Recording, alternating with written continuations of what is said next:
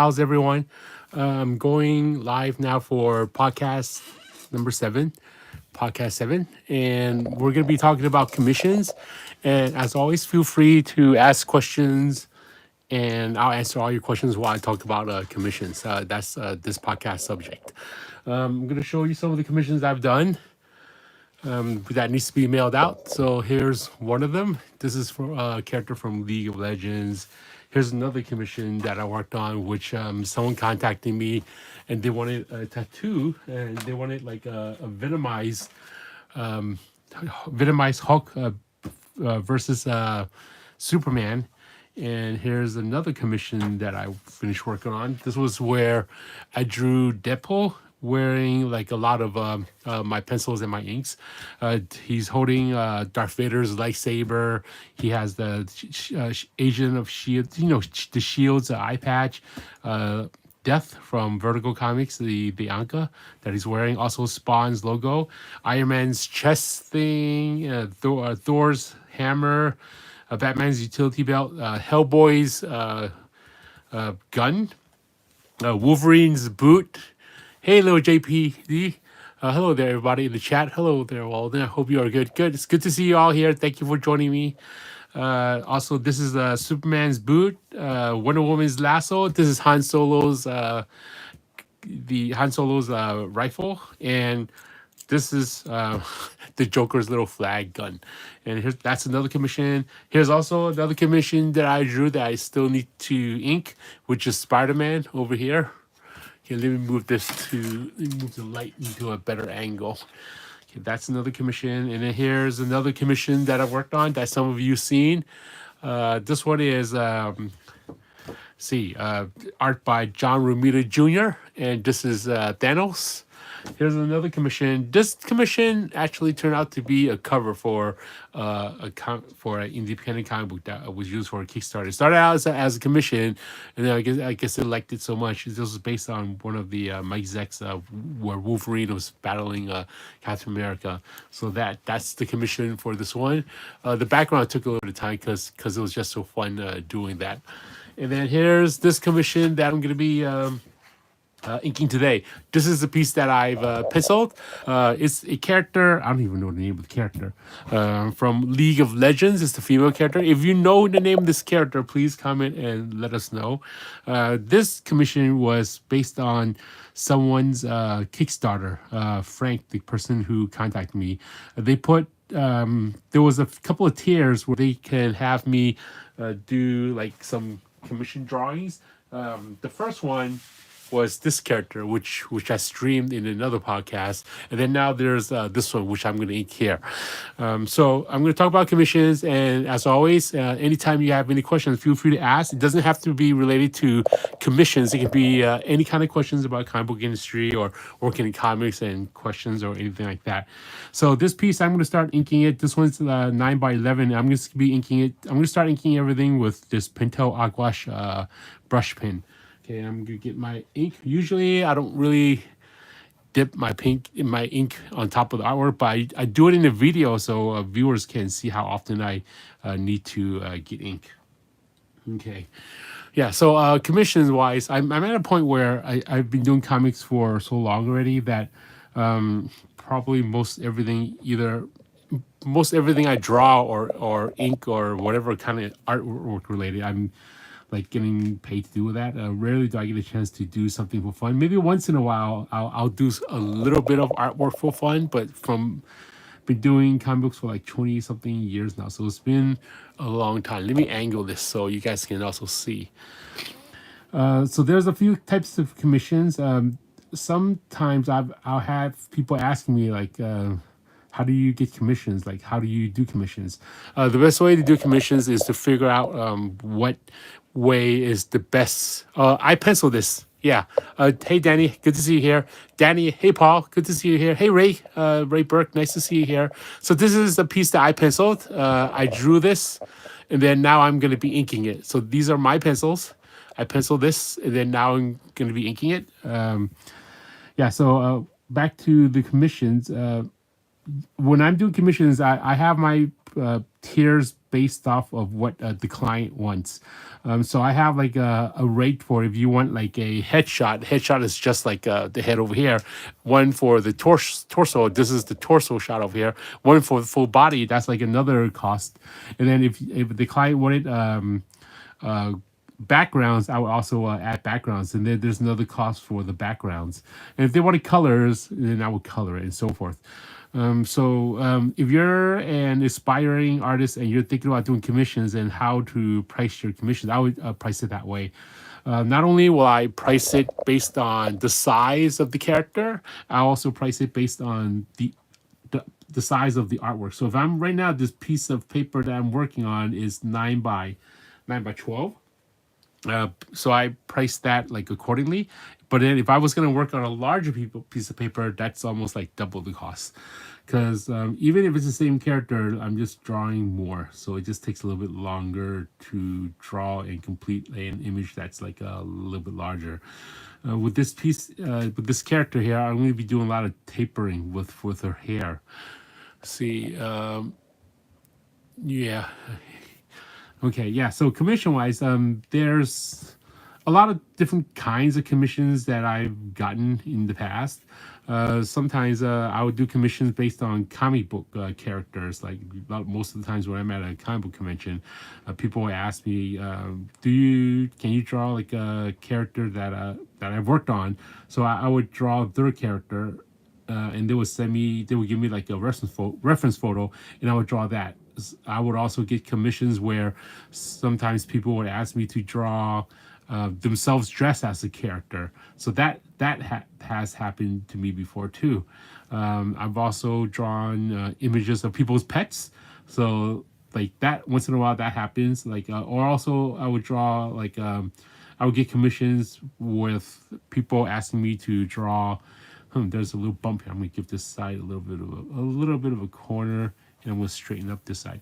Yeah, sometimes people ask me to draw like wedding gifts. So I've done all of that before. So there's different types of stuff. So usually when someone's contacting you to do a commission, you do want to find out what they want to do, and then do the work accordingly.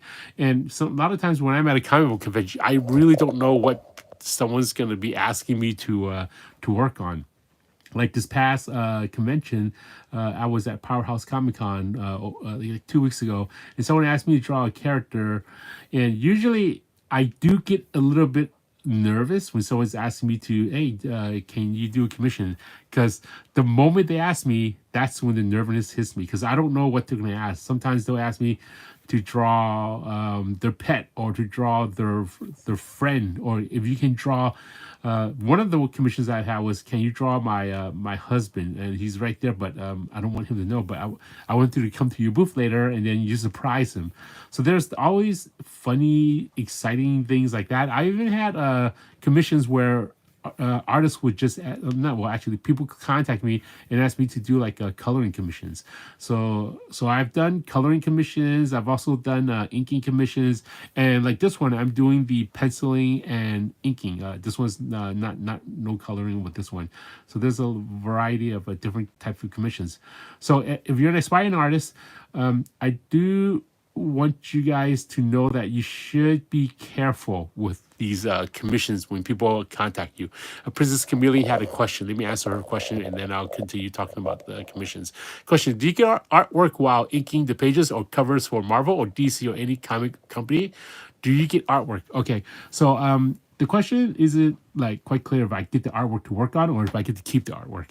So I'll answer it both in both ways. So usually when I'm working for Marvel and DC, I do a lot of inking for the publishers. Inking is like what I'm doing now, inking over someone else's pencils. So before I start doing any work, the publishers will contact me, like Marvel and DC, and they'll ask me if I can do the work. If I can't do the work, they'll give me a deadline, and then they'll slowly send me pages. When they send me pages, usually it's like maybe a page here and a page there, just because the penciler is working on it. Rarely will I get the whole volume or the whole issue to work on. The editors will feed me pages. Sometimes the penciler will actually feed me pages. When I say feed me pages, that means they'll email me a high resolution image of the artwork. So when I get the high resolution of the artwork, I'll go ahead and I'll print that out in blue line. And then after I print it out in blue line, I'll go ahead and ink it. Okay. Yeah, so when I ink it, that's how I get the files from the publishers and the penciler, depending on the deadlines and such. Usually, when the artwork is really tight, the deadline is really like due really soon, I'll be getting the artwork directly from the penciler. But when there's a little bit of time, I'll be getting the artwork directly from the editor because they get a chance to look at it.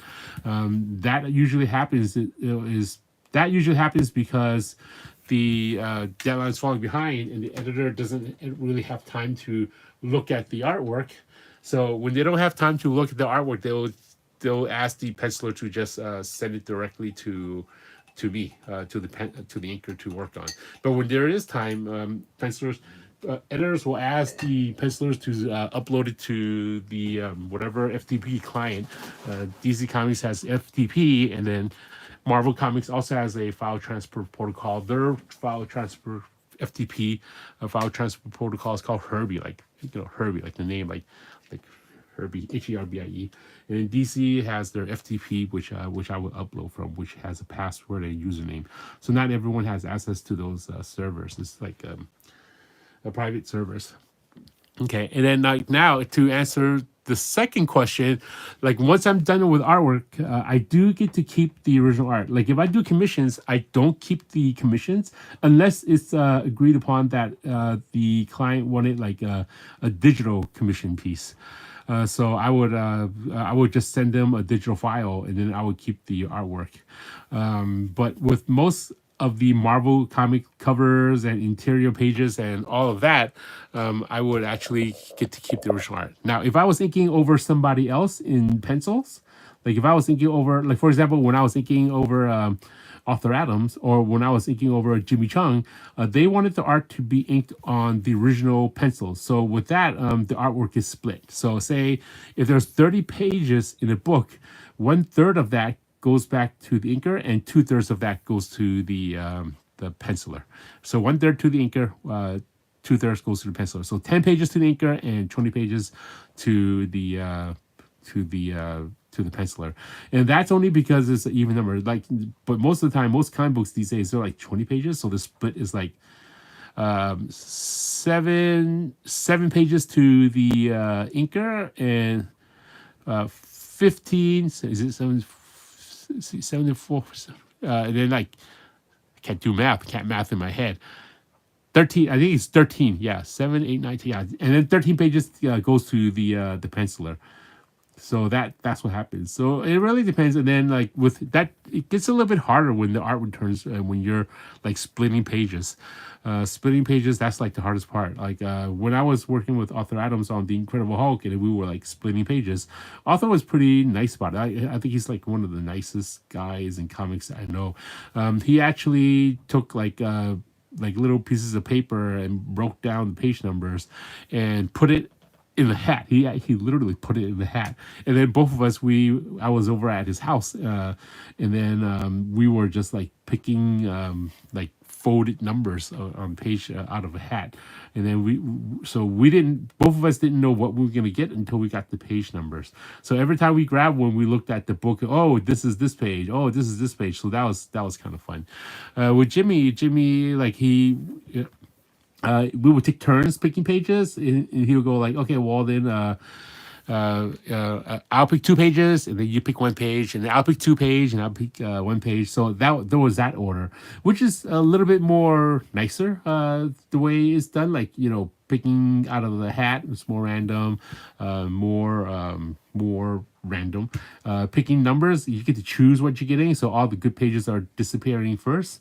Back then, when I was working directly for Marvel, and Marvel and DC Comics was doing the art returns, Marvel would actually do the divvy up. They had an art returns person at the time, and what they do is they would just take the first 2/3 pages. They would take the 2/3 best pages, okay, like splash pages or double page spread, and that automatically goes to the penciler. And then with the inker gets whatever left over. And I knew that because like when I was doing a lot of work for Marvel at the time, when I was sending original art directly to the publishers, the art returns person would pick all the cream of the crop pages and then send it to the penciler, which I understand they want to make the penciler happy and then give them all the good pages. It didn't really bother me that much because when I got the art returns, it was just art returns. I didn't really do anything with it. It wasn't until like many years later until I started going to conventions and I brought them over to conventions to have something to show. DC Comics, when I was sending original art back and then they were doing the art returns, DC is more fair about it. They would actually go and split the pages depending on an even number or odd number. I think with the even number back then, with the even number page, the penciler would get the first 2/3 and the inker would get the last 1/3. So if it's like page 1 to 20, pencil would get like page 1 to 15, and then inker would get page like 16 to 20. And then if it's an odd number, then the inker would get the first third. So I remember that, like when I was doing some artwork for Justice League of America, and I was like, oh, art returns. I kind of got to know what the formula is, and I knew which pages I would be getting. And then like right before when I was done, right when I was done inking those pages, I would think to myself, okay, I'm going to be getting this page right. I knew already what original art that I would be getting back, so that was a little bit more fair. So back then, when artwork is still when artwork was being inked by hand over the original pencils, that gets split. But if artwork like what we do today, majority of the comics are done this way now. When we're doing the blue lines, which is taking the pencil files and inking over the blue line, the penciler keeps all the original pencils, and then the inker gets to keep all the original inks. So that it doesn't get split up. Sometimes, every so often, you probably would meet like a penciler that would want to like join forces and combine. For example, like the one time I was working with Mark Brooks, he does a lot of covers these days. I don't think he does that many interiors. I was working with Mark Brooks, and then we worked on Cloak and Dagger together. And when the project was done, he called me and he asked if I would be interested in selling all the ink pages, because he wanted to sell the ink pages along with all his pencil pages to the to some kind of a collector. I don't know who the collector was. And then he would get like the bulk of the profit of the pencils and the bulk of the profit of the inks all meshed together. And he would get like 2/3 of the profit of like all the sales, and I would get 1/3 of the sales. But I didn't really like go with that, because I kind of like Mark Brooks' art, and I didn't really want to sell any of his artwork because I like his work. So I just said, no, I'm just going to keep the pages because I like the pages. So I didn't sell the pages, so I still have all the pages from Mark Brooks. So most of the pages that I've inked over Mark Brooks, like Young Avengers and Spider-Man Back in Quack, and a few other projects that I work with him, I still have the original art for that, because Mark at the time, he was drawing on I think he was drawing on Photoshop, so all his artwork was drawn digitally, and I was inking it traditionally with by hand. So depending on how you were still doing the artwork, is you're either gonna get all the pages if it's done in blue line, or if you're doing it over the original pencils, you're gonna get split pages back. And it also depends. If you work with independent publishers, and I'm going to mention this to some of you aspiring artists, if you work with independent publishers, they're going to ask you to send all the original art to them, because they want to keep the original art. They're not as fair and honest as some of the like the larger publishers. So you just have to be careful about that if you're doing original art. I remember doing artwork, for example, some of the art that I've done for Antarctic Press or some of the other publishers. The artwork I've done, I've never actually got any of those artwork back. So I don't know if they sold it or if they did whatever to it, or gave it all to the penciler. I don't really know. So most of the independent publishers that I've worked for, I've yet to get all those comic book artwork back. But these days, when we're doing everything online, we're just scanning stuff. I don't even send the artwork to the publisher anymore. It doesn't even leave the studio. I mean, I'll be inking it. Once I'm done inking here, I'll scan it. And once I'm done scanning it, it goes to the scanner, and then I'll scan it and then send it to the publisher, and then I'll just put the artwork away, never to be touched again, never to be used again anymore. Let me see if there's any questions in the chat right now. Let's see. Yeah, you guys can also chat upon yourself if you like. But if I see any questions, I'll answer it. Walden has a Stadler brush.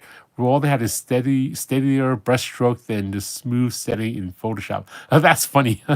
Yeah, so if you guys use Photoshop and you're doing inking, there's a smoothing section that you can adjust the press percentage. If you have it at a 0, it'll ink the line like smooth.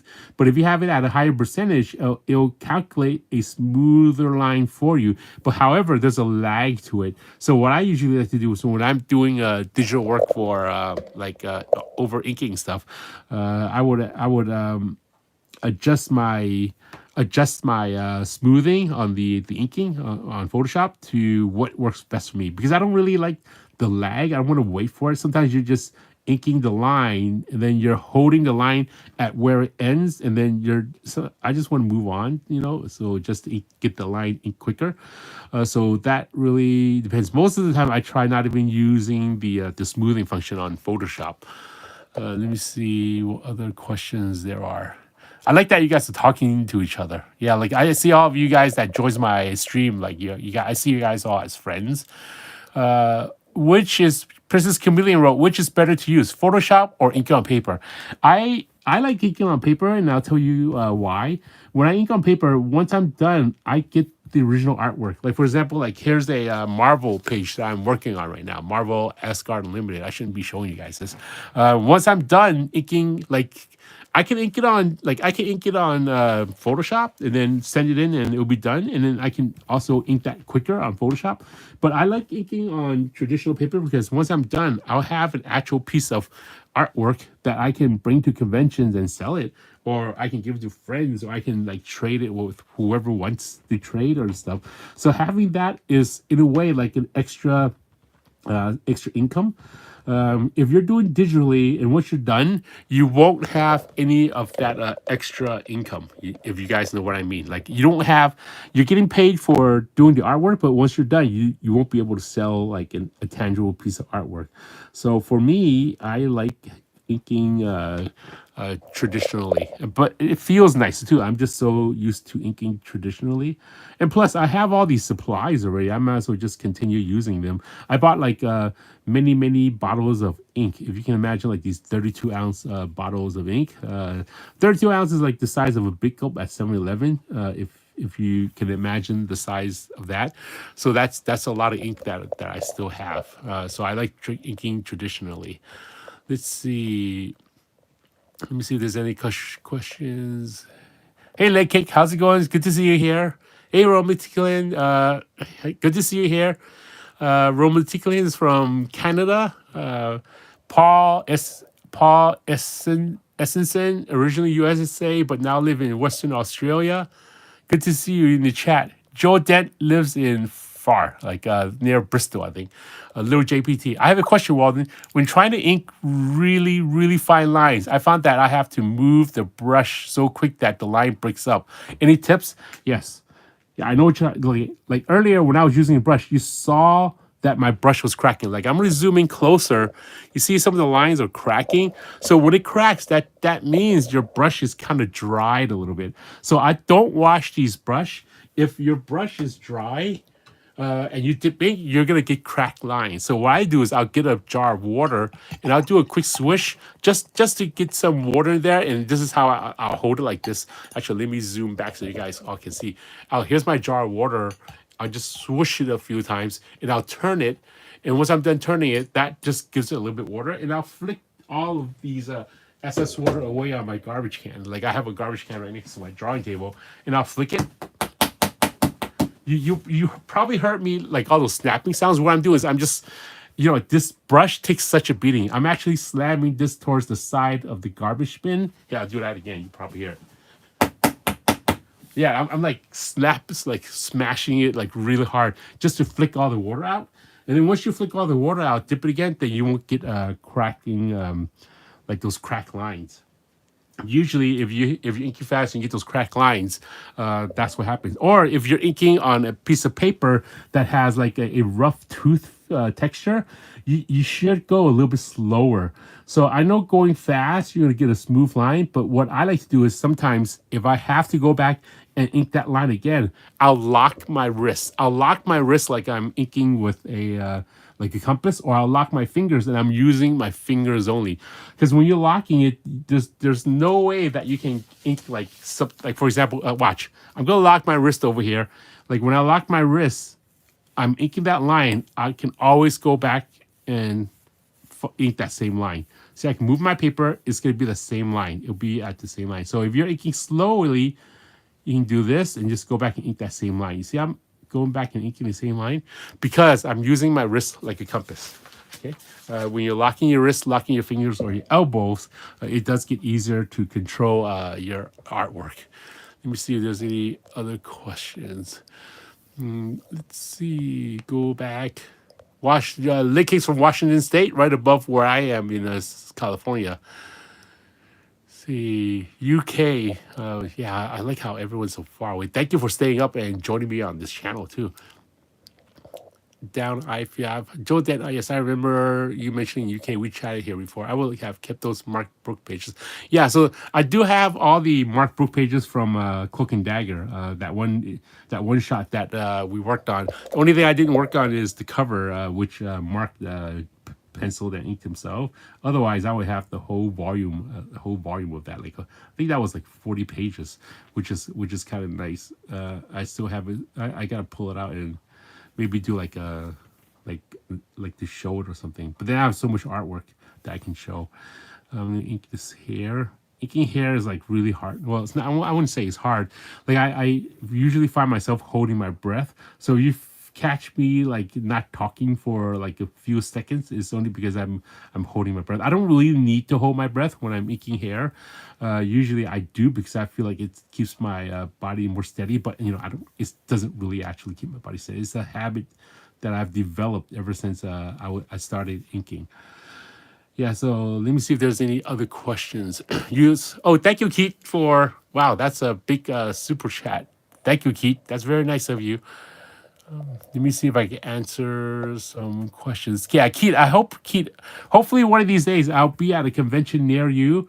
I mean, I would love to meet you at a convention near you, or if you ever come to San Francisco, let me know. Maybe we'll hang out or something. I don't. There isn't that many conventions here in San Francisco. I think they have a few conventions called San Francisco Con, but they're not actually located in San Francisco. They're like in Oakland. Let me see if there's other questions. Hey, Hart, how's it going? Howdy, Walden and gang. We chatted. Is it possible to create a small comic business? Yes, it's possible. It is possible to create a small comic business. In fact, when I was in San Francisco up until a few years ago, me and a friend, we were trying to create a small comic business in San Francisco. My friend, he passed away, but then he owned the character to Cinder. If you guys Google up Cinder, Cynder, for a publisher named Immortel Studios, Immortelle, Immortel Studios, he owned the character back in the, I think it's like the 90s or 100s, when they had all these comic girl craze, like Lady Death and Helena and all those other characters. There was a publisher called Immortal Studios that sold my friend Laval the character named Cinder, and then when he got Cinder, he gave me like 1/3 property ownership of it. But then when he passed away, like when Laval passed away, we didn't actually do any more work together. There's a little bit of stuff that we've done, but nothing really larger after that. So I don't know if something will come to fruition. The other third, I guess like now, so it was like, yeah. So this is kind of like, I guess like it touches my heart, like because Laval is a good friend. He was also the person who ministered my wedding for me and my wife, and then he was the owner of Immortal Studios and owned the let me ink this line and owned Cinder, and then at the time it was like Walden had one third ownership of the company, and then Laval had one third, and then Eric, I think it was Laval's cousin, he had one third. But Eric doesn't really he doesn't really know comics that well. He doesn't work in comics, so he doesn't really know anything of that. And one time Laval sent me like a text and said, "I'm gonna grant you one third ownership of this." And I remember when he sent me a text, I'm like, "Are you okay? What's going on?" Like, "Oh no," and he goes, "No." We called each other. He just said, "Oh, I just want to, just in case if anything ever happens to me, like I want you to have that record." I said, "Okay, as long as you're doing okay." And then give it like 5, 6 years later, he passed away. And then like now the Cinder character is not really nothing. None of us are really doing anything because, I mean, I got that text from Laval when I had like one of my old cell phones. So I don't even have that video anymore. And then I don't have any paperwork saying that Cinder has like belongs to me. And I spoke to Eric Dove a few times, and he wanted to do something. I said, "Sure, well, let me know what you want to do." And then he said, "I don't know what to do. Like I don't work in comics." And I go, "I don't know what we can do." So I'm afraid that maybe that character is going to be like disappeared or something. I know there was a few companies that contacted me. Like I don't really own Cinder. I don't even know how they were able to like find me. But anyway, they contacted me. I said I don't really know anything. I think you should contact Eric to find out like what you guys can do with that. And I don't. Yeah, even now, like I don't think Eric anything's happening. Yeah, so I'm kind of sad that that character is not going to be used. We were doing new designs for the character. Anyway, I don't want to talk too much. It kind of makes me sad to talk about that. I'm sad because I love Laval. Laval's like a great guy. Like we used to hang out in San Francisco. He would always call me and contact me and ask me, "Hey, you want to go watch this movie or watch this comic book movie?" And it was like I would always go to his day job and stuff like that. Anyway, let me see if there's any other questions, and otherwise I'll talk about commissions. Let's see how to get. It's possible to create a small company. Original art is the bomb. Yeah, Hart wrote original art is bomb. Original art is the bomb, and it is also the bomb of your wallet. If those of you who collect original art knows how expensive collecting original art is, because the artwork is one of a kind. I actually dabbled in collecting original art when I first started working in comics, because I wanted my excuse was I wanted to learn how artists drew comics, and then I was buying a sum. So when I bought them, my excuse was I need to learn how these comic book artists work in them. So I didn't really delve into drawing too much of it. I only bought like a few original art. Let me angle this a little bit better. Yeah, so I can tell you of the art pieces that I own. The art pieces that I own is I owned the Comic McFarlane had a comic book back then. It was called Hellspawn. Hellspawn, that cover, issue number one, Hell's cover was inked by was penciled and inked by Ashley Woods. Ashley Woods went on. Well, you know, he stopped working in comics, but he went on to do like 3A and all these robot stuff.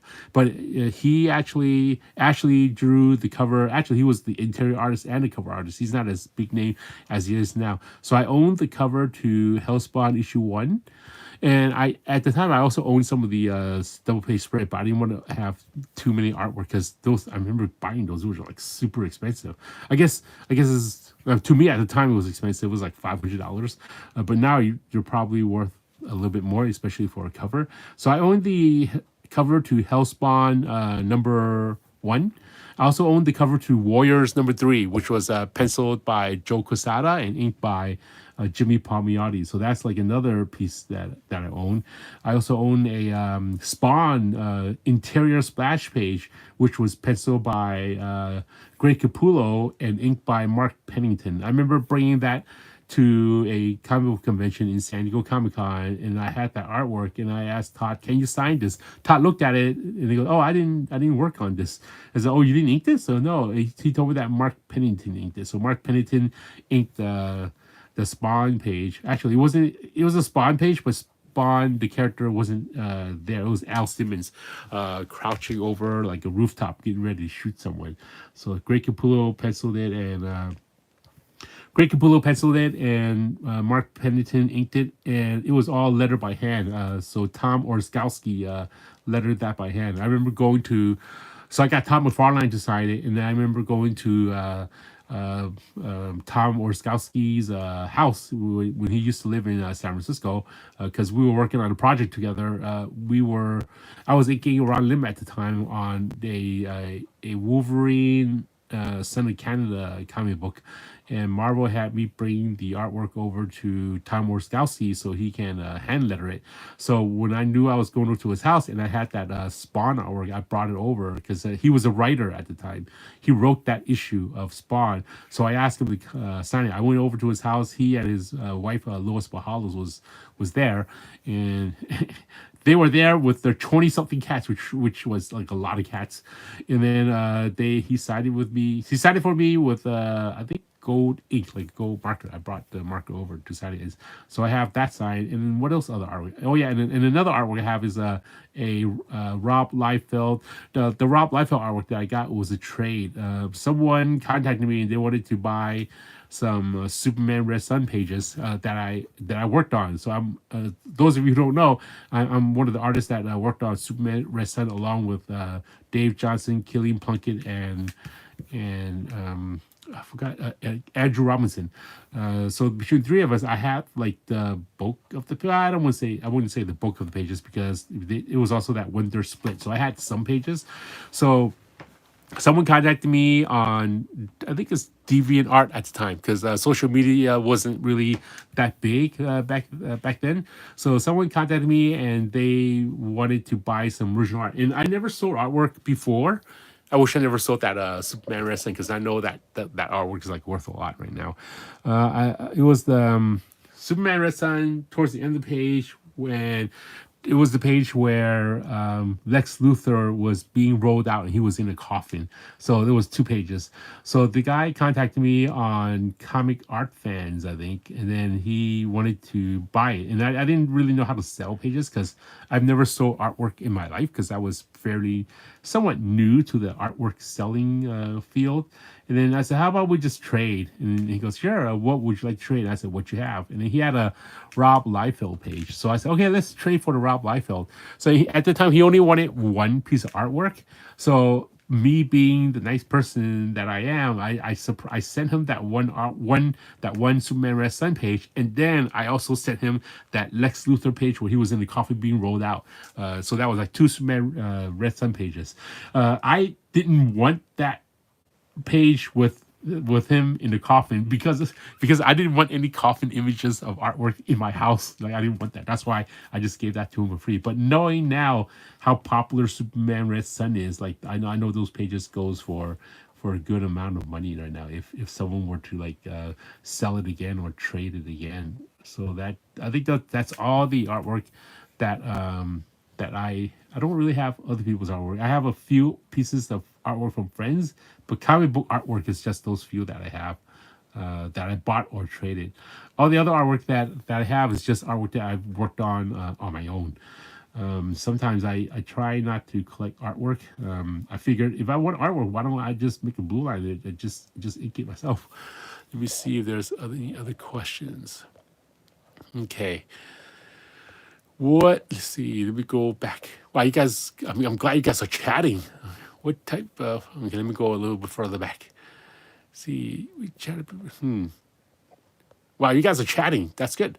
Is it possible to create a small comic? Let's see, original artwork is the bomb. Walden, are there any other ink cleaning solution you use other than water? I don't use any ink cleaning solutions, Hart. I used to use a ink cleaning solution. Let me see if there's one within reach. Yeah. So back then, I would use this thing, a Rapidograph Rapides. I don't know if you guys can see it. Rapides cleaning solution. And what this is just it's just soapy water. Repeater Colonor is just like cheating people money. They're just selling water with soap in it. Like it's really just soapy water. You can just use like soapy water and then just clean that up. But now these days, I don't even need to use any cleaning solution anymore. Now, if some of you look at my most popular video, which is like how to clean microns, that's what I use to clean my microns. I sometimes I'll just use jar of water and I just swish my brush, or I'll like throw all my loose pieces of repeatographs in there and I'll just shake it and then it cleans it that way. I don't use any cleaning solutions. I'm not that I don't really take care of my tools that well, because like the Pentel brush pen, this pen I'm using, it's only like maybe a few dollars. Doesn't really cost that much to me. Like if it breaks, I'll just buy another one. But these brush pen take like it'll last a long time. So I don't really use much solution. Back then when I was inking, before I knew how to ink and everything was kind of new to me, I was using like a real shampoo, like whatever shampoo you would have in your bathroom, and I would clean the Winsor Newton brushes, and after cleaning it, I would use like a conditioner to condition it, and after conditioning it I would use that. Oh, actually, you know what, there's a cleaning solution. There's this thing that I could use to clean brushes, but I use this more so for when I do watercolors. You can use this for watercolors. If you have like a regular I guess you could use this, like it has a lemony scent. Like if you look at it, like I use this to clean also, so this will also clean it. Yeah, this has a lemony fresh scent. So this is pretty good. Like it's actually just a bar of soap, a bar of soft soap that's smashed into it. It really is just like a bar of soap. Okay, let's see if there's any other questions that I can answer. I love your questions. Let's see. Yes, we chatted. Kit Noon, Dono hype for sure, man. Danny wrote, did you mention how much you charge for hand sketch versus half body versus full body and rendering? Hand sketch. Oh, head sketch. Yeah. So my head sketch, my rate is different than everybody else's rate. My rate is for head sketch, I didn't mention like the price. Head sketch, usually what I'll do is I'll have like whatever the head sketch is, and if I do a torso, I'll add another $10 to it. Or if it's like full body, I think I add another $10 or $20. I don't have my sign. Everything is still packed up. I have a sign that I bring to conventions, and usually whatever they want, head sketch. I think it's head sketch I charge is like $60. And then if they want a torso, I'll add a $20. Yeah, that's what this is. Yeah, because I got paid $80 for this one over here. So head sketch is I charge currently, okay, because that might change. It might change for lower or it might change for higher. So my head sketch is $60. My torso, including the whole body, is 80. The whole body is 100. If they wanted backgrounds, another 20. If they wanted colors, another 20. And then whatever that is, if they wanted a larger size instead of a 9x12, if they wanted the 11x17 comic book size, the larger size over here, it would be double of all that. Okay, so that's just my commissions of when I draw and ink my own artwork. So if they wanted like inking commissions, which I do get commissions asking me to just ink other people's artwork, that depends on what's on the page. So they'll send me images of what's on the page, and then I'll quote them accordingly. I've gotten commissions where it's just inking over someone else's work. I've gotten commissions where I'm doing finishes over someone else's, like a really light blue line. A good example is those Arthur Adam pieces that I get asked quite often to ink. Some people can't afford buying an original Arthur Adams. Actually, I would take that back.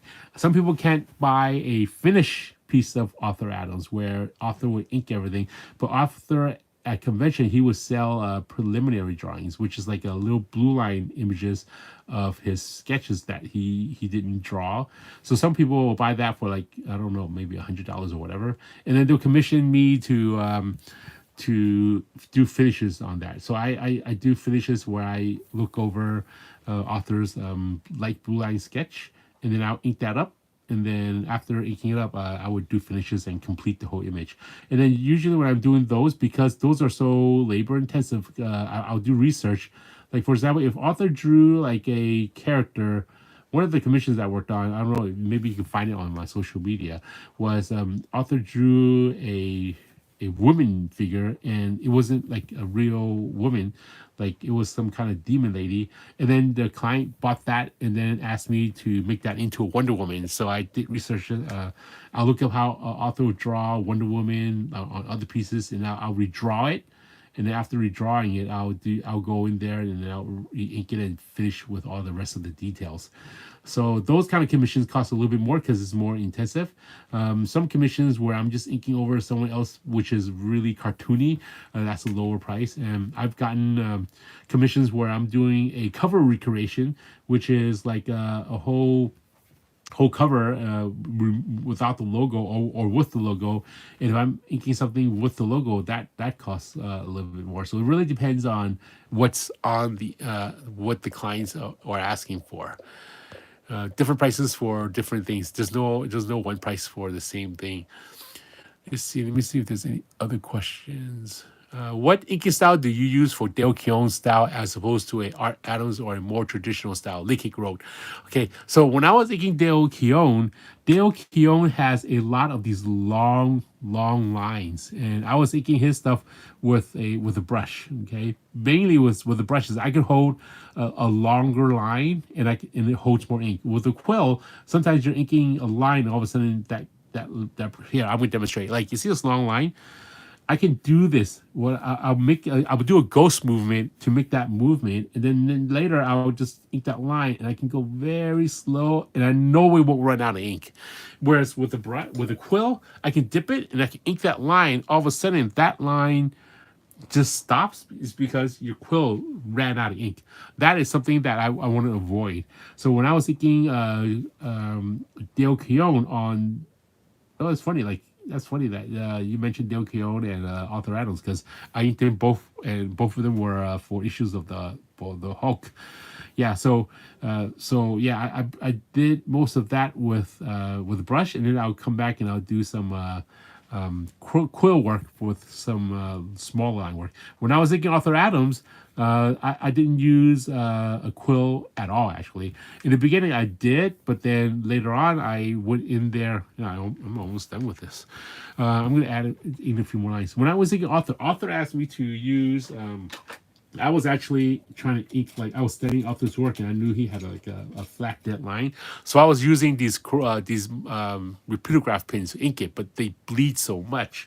So when they bleed so much, Arthur noticed that, and he asked me to try exactly these types of pins. These are Statler pigment liners. So any of you are aspiring artists that you want to learn or use some of the same tools, go to my website, waldenwongart.com, and there's a big yellow button on my website which says Walden on Amazon. There's links to all the art tools that I use, okay? Art tools, art supplies, every art tool that I use.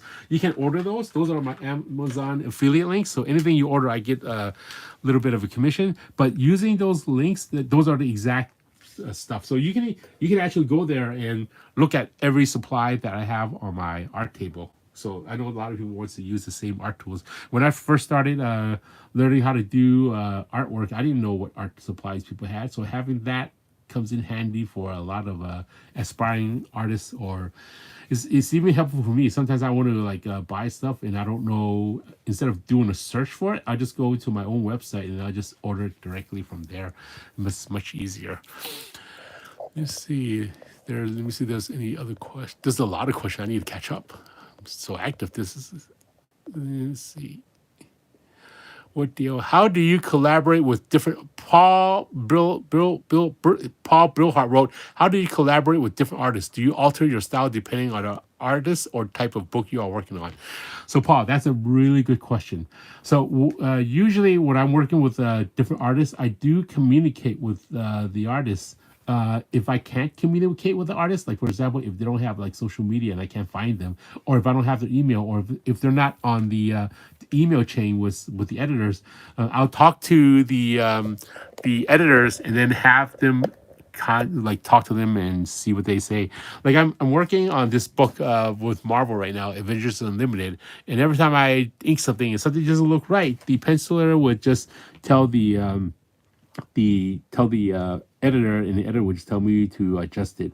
It also depends on if you live close proximity to the artist, or if you can just call them, or if you can just like email them or message them. For example, like when I was working with Paco Medina, we did like what is that book called? Immoral X-Men together. We did a lot of work together also. Sometimes we would just email each other because once I'm done with the project or something, I'll email him and he's also in the email chain.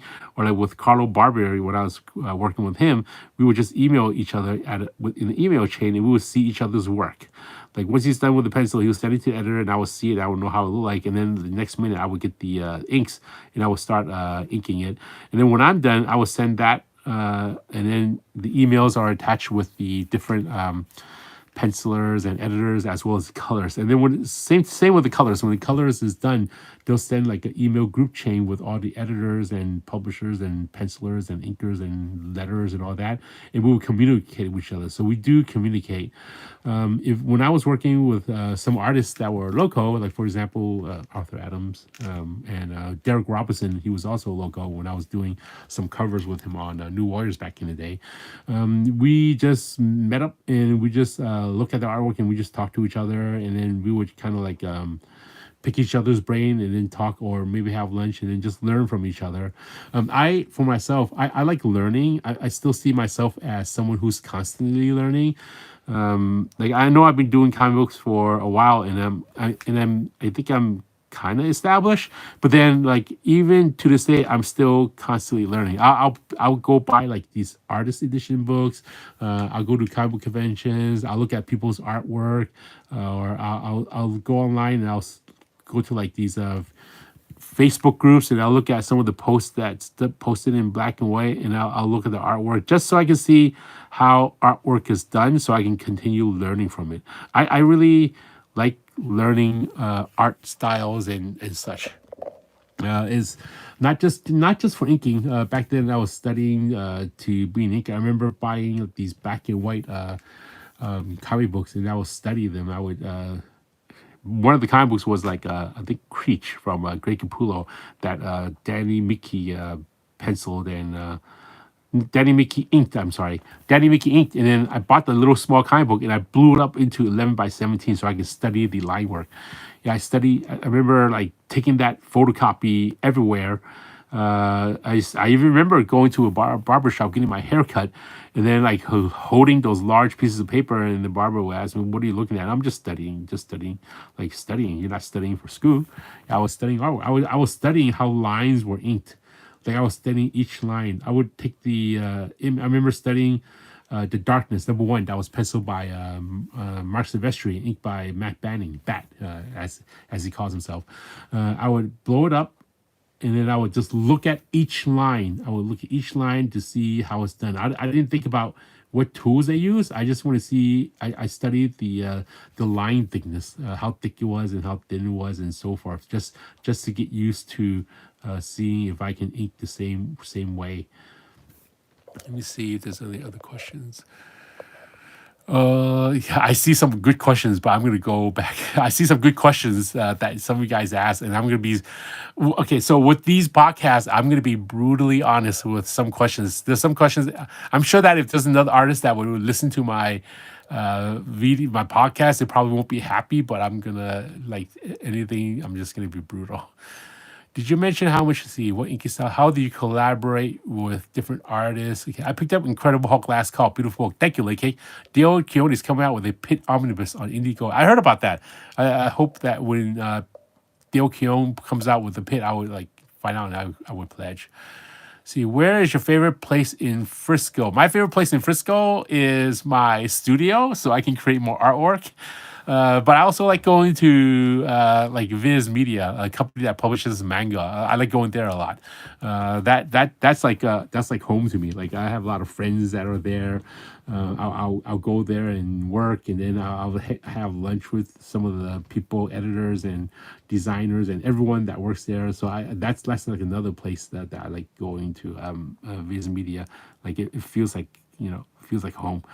I've known Viz Media, like the company, for a very very long time. I've been doing freelance work for them for a long time. Like some of you may not know, but I also done some lettering for Viz Media.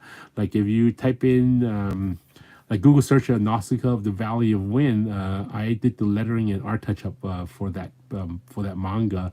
I also did the first few volumes of Case Closed, Dr. Slump, a lot of stuff. That was when I was getting into doing some lettering on top of my inking stuff. See, I'm gonna ink this line in. So Frisco, yeah, but for the most part, to be honest, Louis JPD, in San Francisco, it's really hard to find parking. It really is hard to find parking in San Francisco. So if you're visiting San Francisco, I mean, like I can go to all the tourist spots, and then that's okay. But sometimes it's just really hard to find parking in San Francisco. But a lot of places in San Francisco is kind of fun, kind of neat to hang out with. When I do go out, I'll see like the Golden Gate Bridge, and that's kind of nice to see. Golden Gate Bridge, Trans-American Building, Crooked Street, the crooked street in the world. I'll see that. But I was born in San Francisco and I lived here, and everything is like I just see it all the time. Let's see. Let me see if I answer some more questions. Got the rights from Rom Spaces, and we be doing omnibus for him. Oh, cool. I don't know who got the rights for Rom. Great Canal is a great artist. Did anyone read Rom back in the day? I didn't read Rom when I was younger. I noticed. I remember Rom because he was like this robot with a blockhead. I remember going to my a friend's house, and he collected comic books. I didn't collect comic books at the time. I didn't even know what a comic book was. I just saw these pamphlets that he had on his coffee table, and and then I was just like looking at them. I remember looking at his Archie comics and stuff, and then he collected comics. And then I remember seeing Rom, like Rom the Space Knight. So yeah, so I didn't collect it. I didn't actually read any of them, but I know there's a lot of fans that likes Rom, so I kind of want to see if they did like an artist edition of that. I would pick that up just to see the art on that. Kind of like Micronauts. I wasn't a fan of Micronauts, but because Michael Golden worked on Micronauts, and I want to see some of the artwork. I know some of his art style is different than what it is today, but I would like to see some of his work back in the day. I just like looking at artist editions in general. Let me see. I really enjoyed Superman Red Sun. Thank you. You guys have Red Sun. Cool. Cool. Let's see. Lil JPT wrote, the YouTube community seems to be right. Young Dale quite hard for his fairly recent YouTube video, which he got drunk and fell asleep on the camera. It wasn't really nice. Yeah, I saw that video too. Those of you don't know what Lil JPD and I'm talking about. I think Dale Keown made a video where he was saying something and he was drunk, and then that video kind of lasted for like 8 hours or something, where he fell asleep. And he just fell asleep, and then I just fast forwarded, and then I didn't think I didn't know. I mean, my communication with Dale Keown is just through email, and then I didn't really know him that well. I mean, we would just work together, and he liked my work, and I like his work, and then we praise each other. But I didn't think he was like like I don't know what was going on with that video. So I don't know. I haven't spoke to him since, but I don't know. I think he's yeah. I don't know why he fell asleep. I think he just fell asleep. Maybe forgot that his video was on or something. But I still like his work. He's a really good artist. See, let me see if there's any question. I like reading all your questions. Let's see. At work, but just stopping in. None of the listeners or friends gave him too much grief. He is on Ballers with Shane Davis quite a lot. Dale is a good guy. What was Walden superstitious? I really enjoy Superman. It's really nice stuff. I am superstitious. I am superstitious. YouTube video where he got drunk and fell asleep in the camera. Yeah, I am superstitious. So, yeah, I don't like. Well, I don't know if you call it superstitious. Superstitious. I don't like hearing ghost stories. Yeah, I don't like hearing ghost stories. You guys want to hear it? If you guys want to hear it, like I'll tell you my story about ghost stories and stuff. But I am superstitious. I don't know, not like superstitious as in like don't step on a crack or break your Bible's back or things like that. Like I don't like watching scary movies. I don't like hearing about scary stories about stuff. Is because like I just think it's kind of scary. Not to become scary. Like if I do watch scary movies, I'll see it more as entertainment. Like how I'll see it as, oh look, how did they make that special effect? How did they film that? How did they did the camera angle? You know, working in comics, it changes your perspective on entertainment a lot.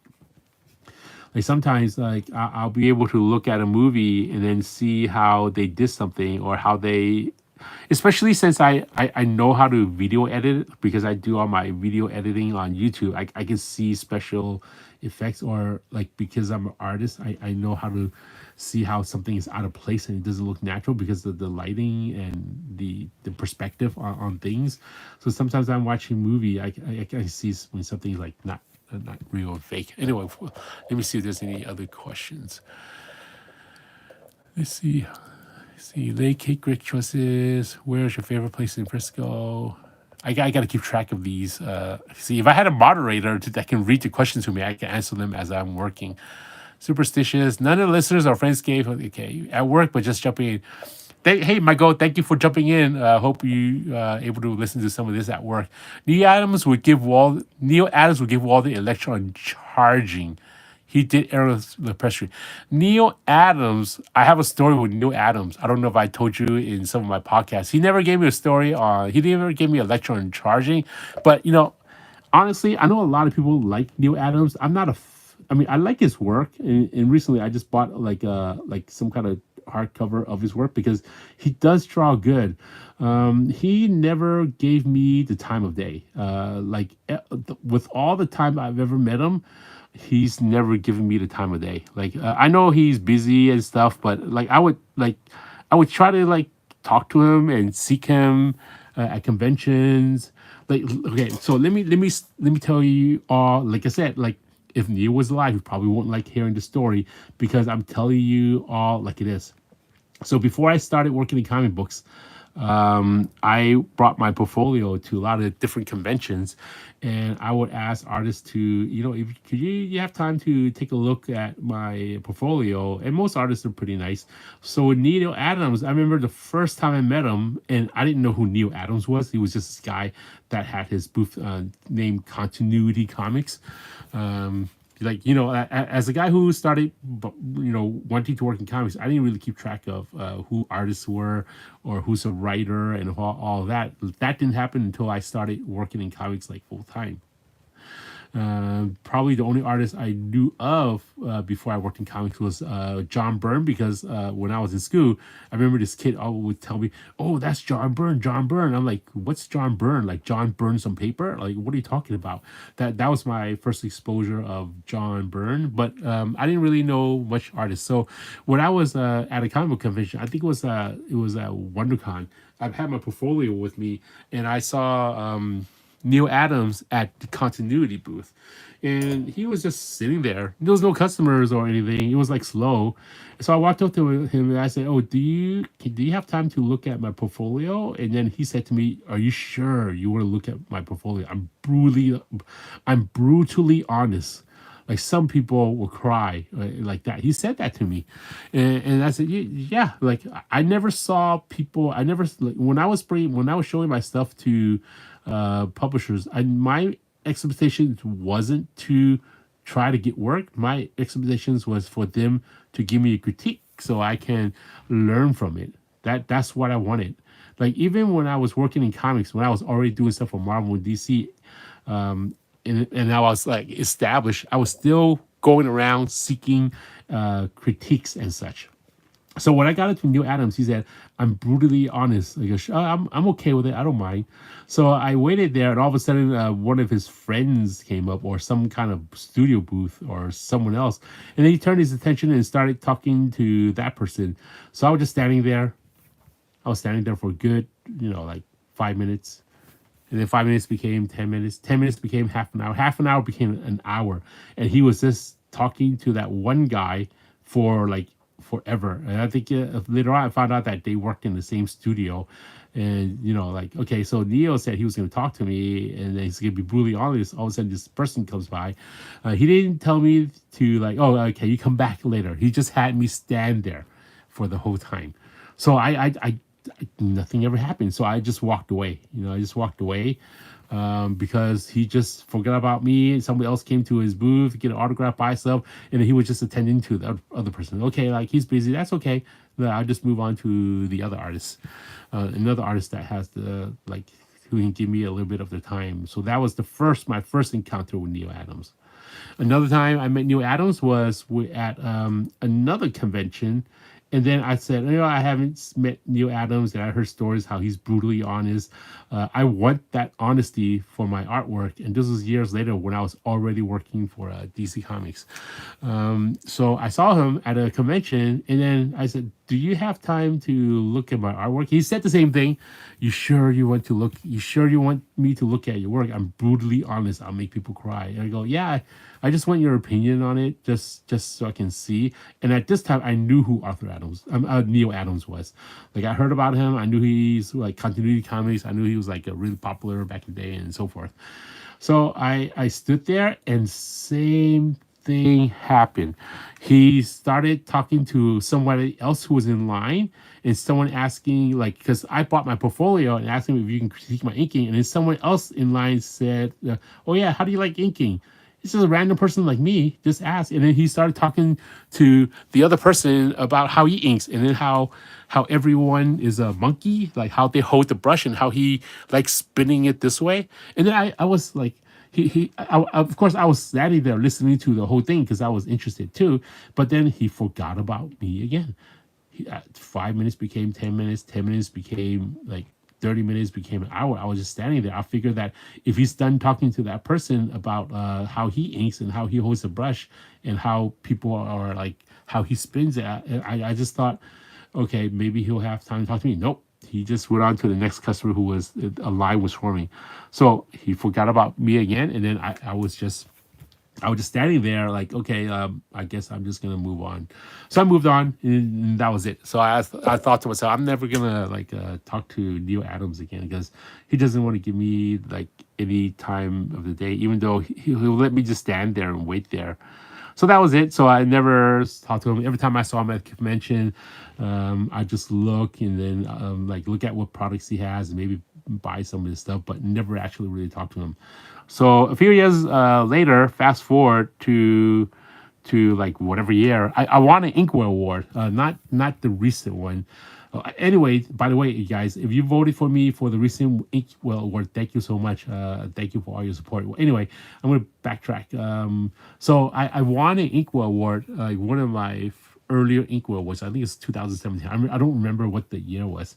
And the keynote speaker was Neil Adams. Okay, so I got my award. I made a speech. No, I went up to stage at Philadelphia Comic Con. I gave my thank you speech, and then Neil Adams, he was a keynote speaker, but he was late. He came to the booth late. He came to the panel late. So once he got to the panel, I remember sitting behind him.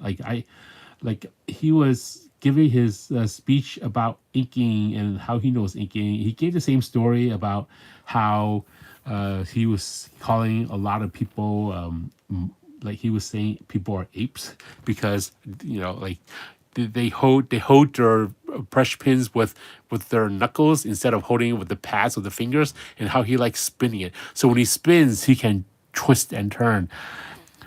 So like I was sitting there and I thought, okay, that's a good story. Maybe I'll like talk to him, do a YouTube video, and then maybe have him talk about that for a little bit. And I'm sitting here with Larry Hama right behind me, and then no, Larry Hama is sitting right next to me on stage on a couch, and Neil Adams was on the podium talking about how he inks and stuff. So I thought, okay, that's a nice story. Maybe right after the convention, I can go up to him and maybe talk to him and maybe do like a short YouTube interview to talk about how he inks, because he seemed pretty enthusiastic about how he inks, how he holds the brush and stuff.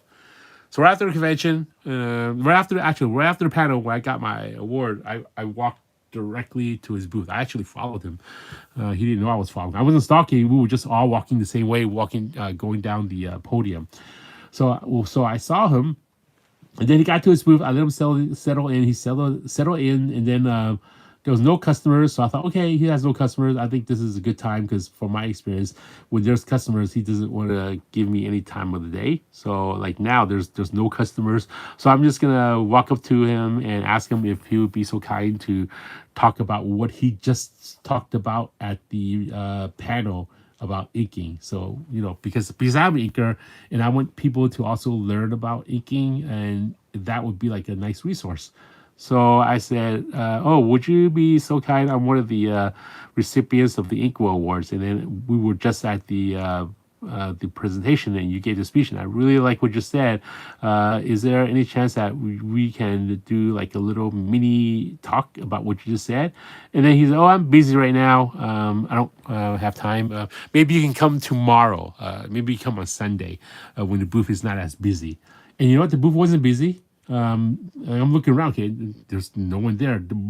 You have more employees working at your booth than customers, because this is like near the end of the convention. It's going to close at 5, and then right now it's like 4:45.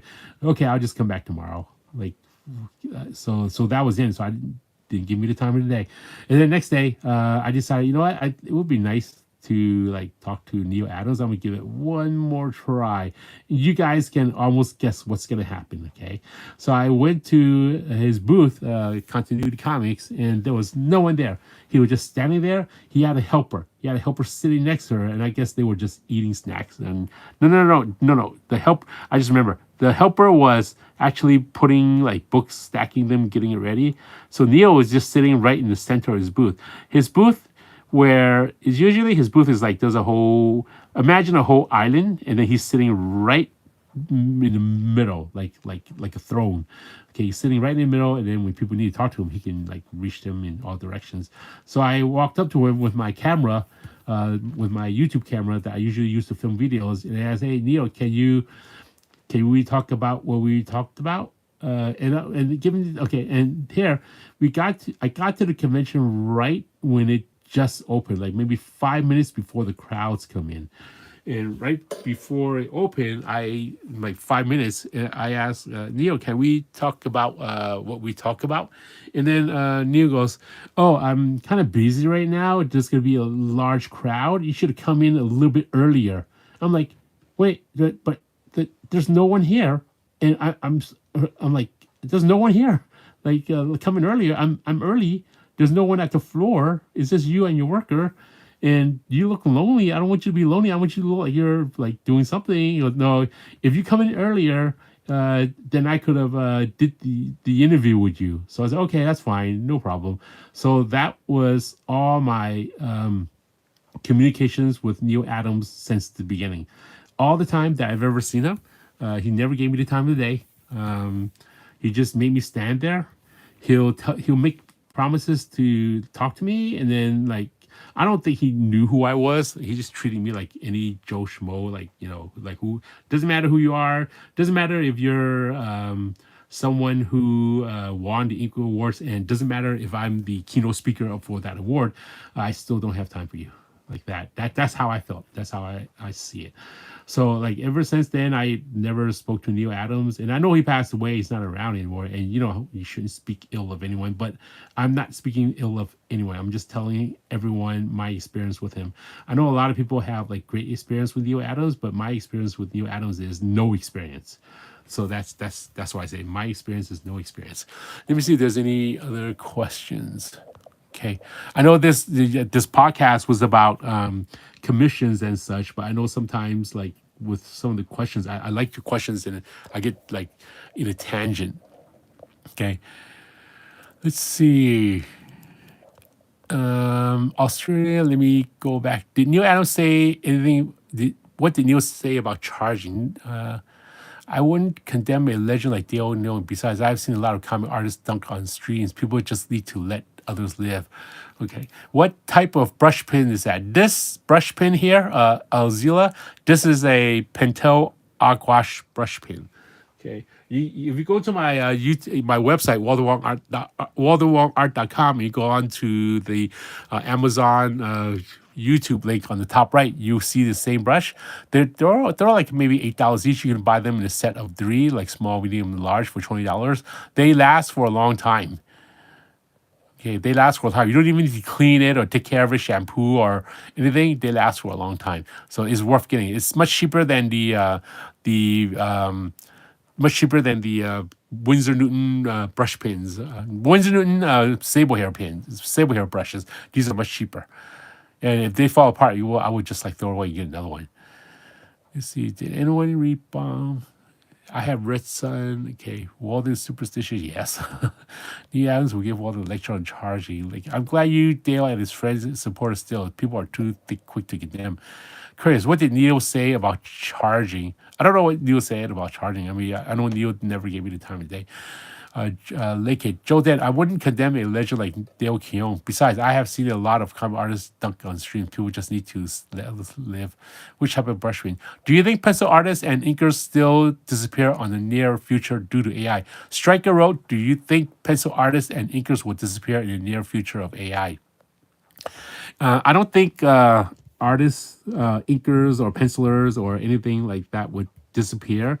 Like if you use AI, somebody would still need to be the person to tell AI what to do to make the comic book. Many years ago, there was a comic book that was completely done on a computer, and that didn't really do well. And if some of you have seen some of the AI images, like I know there was an AI comic book image that was released, and that was more like all the faces they're just looking straight. There's no like human like emotions in the drawing. Everything. I mean, the artwork looks nice and all, but there was no human emotions into the art, so that looked a little bit off. If someone was working the AI, somebody there's still needs to be someone who's able to type in all the keywords to do all the AI for it to make to work. And I think those artists that knows how to work an AI will be successful. Because I was talking to a friend of mine who's a Disney artist, does stuff for Disney. He was telling me like AI. I know a lot of people are like afraid of AI, but you shouldn't be. If you know how to control AI and you use that, you can use that as reference to do your own artwork. And I agree. I agree with him. I think that if I can just type in like, a lady with this and that, my inspiration as this character or this artist, and then I want the AI image to look something like that. I can pull out that image, and after I pull out the image, I can do work on top of that. So it's still the artist's vision to do the work, but I don't think comic books will like eventually run out and do all that in AI. I doubt it. Like we need writers, we need some artists to make some of the work look like comic book work. Let's see, 8:40. I'm smarter now. I'm keeping track of the date, the timestamp of when you guys asked the question. See, thank you so much. You're welcome, SL. SL, you are most welcome. Little JP wrote, I totally agree with you. He's a legend. Being a bit drunk doesn't mean a thing when you have a life. It's a storm in the teapot. I mean, I know there's like all these things that happen. I mean, it's just daily life. People like make mistakes, streaming and stuff. Like life is life. It's just, it's not really a big deal. Like just see everyone for the artwork. I know when here's like another touchy subject. I don't know if I should talk about. I might as well just talk about it. A while back, there was all these. What is it? what is that? Comicsgate. I've never actually talked about Comicsgate at all ever since all of that started. And for a while, I didn't even know what Comicsgate was. I think later on I found out. I remember going to a convention, Bell County Comic Con, and then Comicsgate was like some kind of big news, and I didn't really know what Comicsgate was. I was hanging out with some comic book friends, and these are like nice friends. I remember getting off the airplane. I met some of these comic book artists, and I didn't know who they were. And throughout the convention, we got to know each other. I'm not going to mention any names, and just to play it safe. And when we had lunch and dinner, because we met each other at the airport, we went to the convention together, went to the same show. We got to know each other well, and we also went to dinner and lunch together. And I remember right after dinner, the group said, "Oh, let's take a photo together." Oh, great! I have a photo with all these other comic book artists, and then and this part really hurts. One of the artists said, "Walden, you may want to sit this out." There we go. What do you mean sit this out? You may not want to be in this photo. I'm like, why? Oh, because we're Comicsgate. I'm like, Comicsgate. What is that? I didn't really know what Comicsgate was at the time. I just didn't know. Like it wasn't like something in my radar. When I do work, I just do work. I don't really like find like all of that stuff. So okay, fine. So they took a photo, and then I wasn't there. And I go, oh, maybe I can just get a photo of myself, and I can post it on social media that I hung out with friends at the convention. He goes, no, no, no, you don't want to do that. If you do that, you might get blacklisted by the larger publishers. And I'm like, blacklisted? Like what is going on? So later on, we all had our dinner, and then went back, and I spoke with another artist who's part of Comicsgate. I didn't like see like I don't know any of that Comicsgate, and then I spoke to them, and then they said, "Well, the Comicsgate is like this thing where they like blacklist people, or they don't like this or they don't like that." I'm like, why? I don't get it. Like, why is all of that happening? Because I see friends as friends, I see artists as friends, and all of a sudden I started seeing like this division of artists happening. Like I have this friend who's not friends with that friend, and then everyone to me is still a friend because I'm not a political person. I don't really talk anything political. Friends and human emotions are more important to me than like whatever all of that was going on.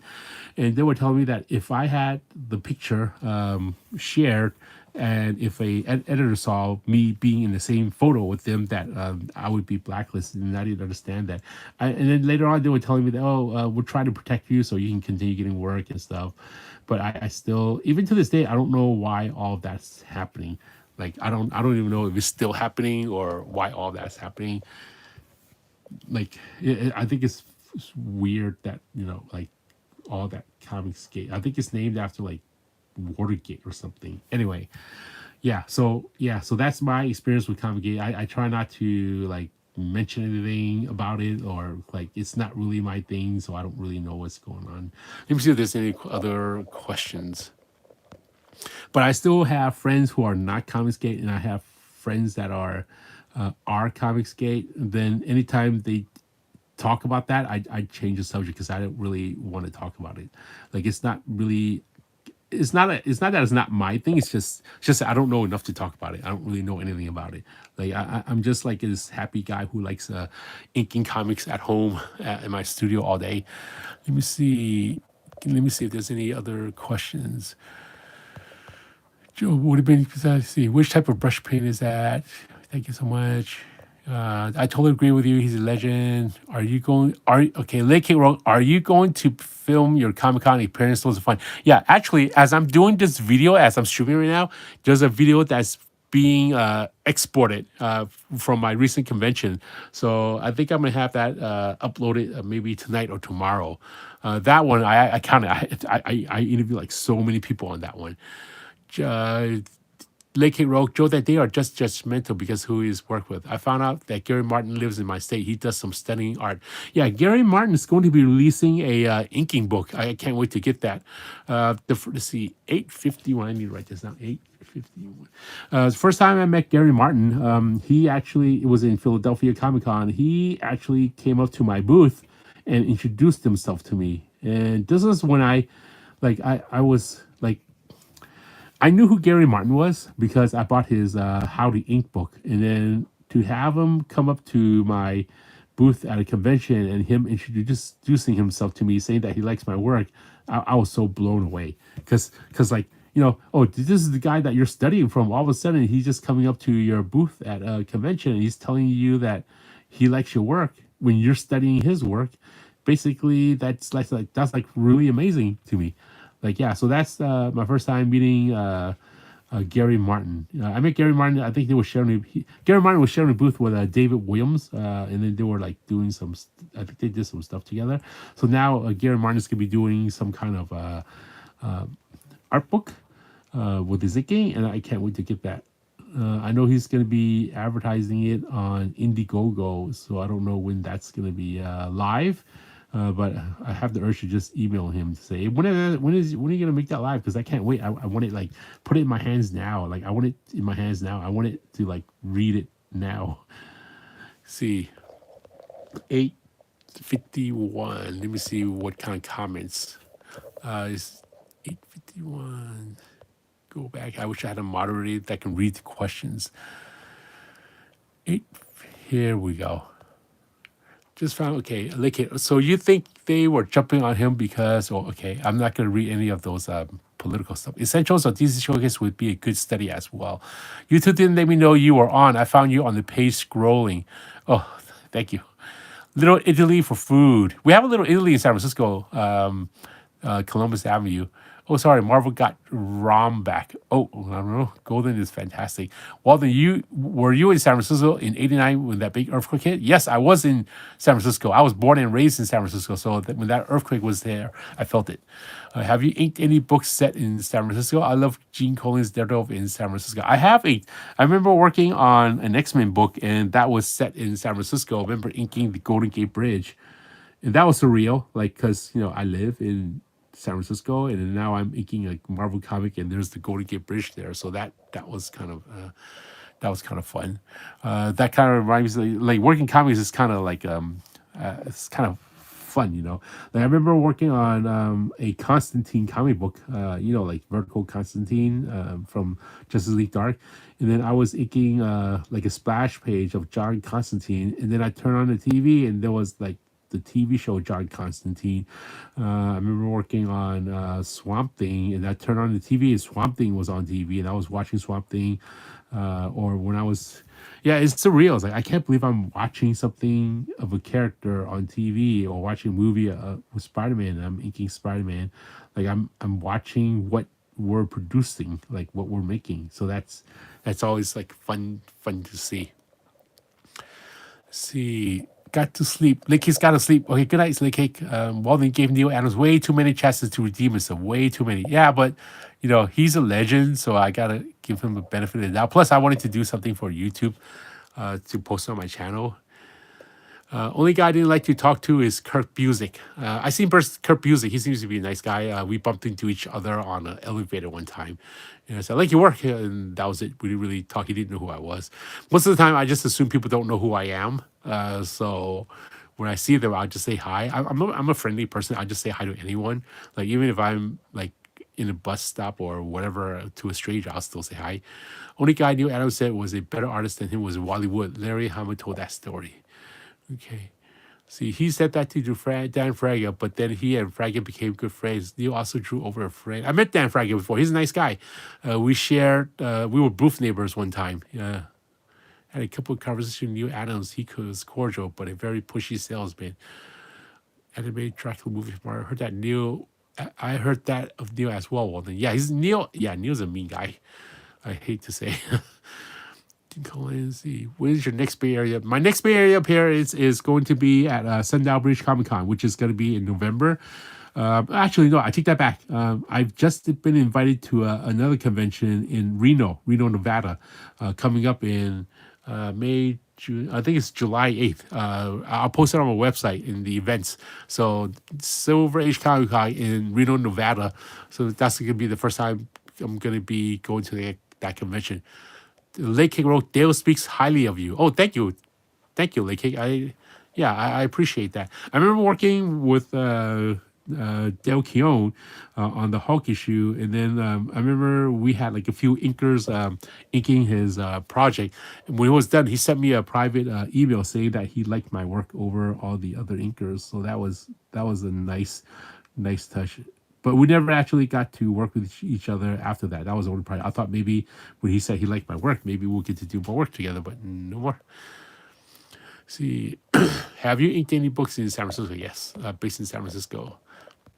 That's effed up. Neil should not have done that. Disrespectful. To I guess yeah, it's disrespectful. But to him, I wasn't really anybody. Like, he. I mean, I guess he has a right to be disrespectful to me. Like, it doesn't really bother me. Like, it's just he just didn't have the time. I tried to talk to him. I gave him many chances. Otherwise, he would have been someone. Like, if it was nice, he would have been someone that I would be so proud of to talk about and honor all the time. Like, for example, like I anytime I talk about Paul Smith, it's all loving words, like, because he helped me along the way. It's just a little bit of something that someone can do, give you a little bit of the time, then they'll love you. Like, for example, if I talk to Arthur Adams, I everything I say is lovingly, uh, because Arthur was really nice to me. He gave me the time of the day. But if you, a little, that's why when I'm at comic book conventions, I try to be nice to everyone as much as possible. It doesn't matter if you're an artist or if you're like a vendor or if you're like someone who wants an autograph. I don't charge for autographs.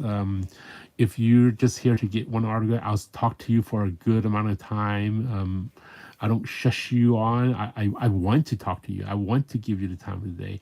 I treat everyone equally as if they were being nice to me. I just want to be nice to everyone. Tomb of Dracula rules, Gene Colan's scraps are awesome. I like to talk. I gotta talk to you guys about Gene Colan too. So a long time ago, well, not Gene Colan, the person. A long time ago, I was working for Entity Comics. They published a book called Nero X, and I was inking the book. When the book was done, they couldn't afford to pay me, even though they promised to pay me a certain money. So I never got paid for that book. So I asked the publisher. Who's the publisher's name? I forgot what the name is, but it was AT Comics. Right now, they do some Indiegogo books, or they do some Kickstarter books. But it doesn't matter if they didn't pay me, because they saw talent in me, or they were kind enough to hire me to get my work published. Anyway, when he couldn't pay me, he was the publisher of Entity Comics was nice enough to send me like one of each book that he worked on. But before that, he offered me. He said, "Well, I have some Gene Colan original artwork. I can't pay you, but can I send you like this whole issue of Conan in lieu of payment?" And then I didn't know who Gene Colan was. Just like how I was telling you guys earlier, I didn't really know who drew what. But today, I wish I took that. I took that offer because it's Gene Colan. But I could have got like a whole issue of Conan by Gene Colan, but I didn't know who he was, and now I don't have it. So that's my Gene Colan run-in. See, Omega Manly. Hey, Omega Manly. Good to see you. Thank you for joining my stream, especially for your first time. Feel free to ask any question. I'm always happy to answer all questions, even though I'm talking about commissions and stuff. Okay, hello everyone. First time here. Good. Thank you. Welcome, Omega Man. That's a great Martin story. I have so much stories about all the different artists I met. Great the depth of the subject ink. Hello there. Okay. Do you get dizzy drawing and turning pixel? Lucian Young. Hey, Lucian. Do I get dizzy drawing and turning the pixel around? I don't get busy turning it. When you're watching a video, you probably get busy. You probably get dizzy, or some of you guys might get dizzy. But when I'm inking, I don't get dizzy because I'm controlling where I want to draw the line. So I actually don't get dizzy. Sometimes I watch like videos, and then someone's doing a high speed video of them inking something. I'll probably get dizzy, but I don't get dizzy. But what I'm doing is I'll go in here and I'll ink these lines, and then I'm I'm finding the right angle in order to ink those lines. So I don't really actually get dizzy here. I'm gonna ink this line here and turn it here and have this turn this way. I think I'm almost about done. Let me add some more taper lines here. So this piece here is something I penciled and then now I'm inking. I've inked in all the lines that I kind of want to ink in that I penciled in, and now I'm just adding lines that I just want to like. These are this is more like I'm drawing with inks right now. Okay, I'm gonna add this piece here. Yeah, I don't get dizzy inking, especially when I'm controlling. It's actually that's a good question. Some people might get dizzy. It's kind of like driving a car. Some people will get dizzy if they're on the passenger and they're not driving. But then the moment they drive, the moment I'm drawing, I don't get dizzy inking. See, I'm going here and add extra lines. Oh, let me add some of the shadows here. So this is metal. So I'm just gonna add like some sheen over here. Make this go here and then add some sheen. Let me see if there's any other questions. Famously, Neil berated and sent Frank Miller away time and time again. Frank's major skill lies in the stories more than his art. I do like his early Daredevil stuff, and Frank has always had style. Yeah, I agree. Frank, I think he's a good artist. Recently, there's some artists talking about his recent cover work for Marvel, like this Wolverine piece that he's worked on. But yeah, that's Frank. I mean, Frank, he's been doing comics for a long time. He's a legend. Like as long as you know that's Frank's work, doesn't matter like how he works. That's how he draws now. So just be nice to people. If you don't like the work, then move on and find like another artwork. Marvel makes all these variant covers. You can either buy Frank's variant cover or you can buy like another variant cover. But no need to like make fun of people's work. I mean, Frank is also. I know he's also sick, so be nice. Be nice to them. Be nice to him. Be nice to everyone. Okay, I'm gonna ink this line here. Let me see if there's any other questions. See, that's a funny story. I wonder what Frank has to say about the Neilsies. I would love to hear Neil Adams. I mean, I've heard some stories about Neil where he's not nice to people, and then I hear some stories about Neil where he's like really cool. But I've never actually talked to him. My experience with Neil Adams wasn't like really that nice. I like his work though. I'll still like buy stuff with his work. It's not like when someone's mean to me. Actually, it's not like when someone's mean to me and then I won't buy the work. And then the moment I said that, I was gonna take that back, and then I would say, there has been time when someone is mean to me, and I decide not to buy the work anymore. So that does happen. If you're at a comic book convention, always be nice to everyone that appears you. You're first, just because you've been doing comic books for a long time, or you've been doing the comic book convention for a long time, the person that comes up to your booth will be their first exposure of you meeting them. You have to be nice to everyone. You just have to be. Even if you're tired, you just have to be. Like if you ever met me at a comic book convention, you notice that everyone that comes up to my booth, I'll be standing to talk to them. I'm never. Sometimes once in a while I'll be doing a commission, but as soon as someone comes up and they want to talk to me, I'm gonna get up and talk to them. If they have a little bit of time to come up to my booth, I have. I have the respect to talk to them and stand up and give them all my attention. That's my thought. That's how I grown up. Okay, let's see. I know there was a few more questions. What paper do you prefer to ink on? Some people don't like blank covers, no tooth to the paper. Yeah, so like I like inking on smooth surface. I know some of the blank covers that I've inked on, they take a little bit longer to dry, so I just have to be a little bit more cautious on that. Right now, this paper I'm using is just like a regular drawing paper, and it works pretty well. I know there's some artists they like tooth paper or smooth surface paper. I've been inking comic books for so long that none of the paper actually bothers me that much anymore, because if the tooth paper is better for drawing, but for inking, it's kind of like not as smooth. You get bumpy lines. So I actually go and compensate by inking slower. If I ink slower, I won't get all those rough, jaggedy lines afterwards. Smooth paper is good for inking, but not so good for penciling because you just have to press down harder to have the ink line show up a little bit better. So because of that, I'll just use a harder lead pencil, or I'll just draw a little bit darker so that line will show up a little bit better. And it's just compensating to that. I don't really complain about art supplies that much. Maybe the only time there's something that I would complain about is if I'm using a marker and I ran out of colors. That's probably like, oh, I gotta go get another, like another Copic marker or something. That's the only time. But usually, I can use any art supply. When I first started inking, I only wanted the smooth stock. I know like these comics when you do comic book work for them, you can choose either smooth stock or rough stock, and then I will always ask for the smooth stock because most of my work is majority of my work is because it's inking, so I rather have a smoother line. But if I was penciling, I would have a rougher pencil, rougher stuff. But you can choose like this paper that I'm using right now. It has a little bit of tooth, so I find myself inking a little bit more slowly, just to get the lines a little bit more smooth. Because here, I'm gonna show you. If I go in a little bit quickly, you see that line? You see that line how it breaks up? That's going quickly. But if I go slower, I'll get that smooth line because I'm giving time for the ink to ink into the artwork. It just takes a little bit longer. But if I'm using a smooth paper, it will just be a little bit quicker. Okay, I'm going to add another groupie line to make it look like it's metal. See other questions.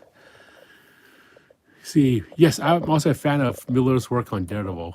I'm a fan of Miller's work on Daredevil as well as Sin City, Elektra, Wolverine. My first exposure to Frank Miller's work was the 4-issue limited series of Wolverine. That was also nice.